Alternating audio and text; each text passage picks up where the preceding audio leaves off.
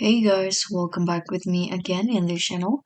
On today's tutorial, I'm going to show you how you can check your Google Drive storage and manage it.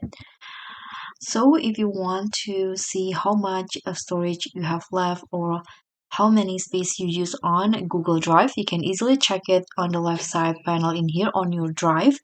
You'll see storage, and in here my storage is 81% full.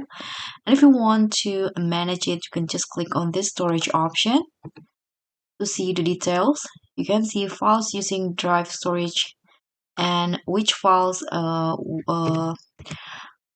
take your space the most. And if you want to manage it, for example, you want to clean up, you can click on this clean up space. And in here you can see Google Drive will show you will suggest you to the file that you want to that you need to clean up. Large files is 12 gigabyte. You can tap on review first before deleting it. And in here you can also see you can also clean up by Surface, Google Drive, Gmail, or Google Photos.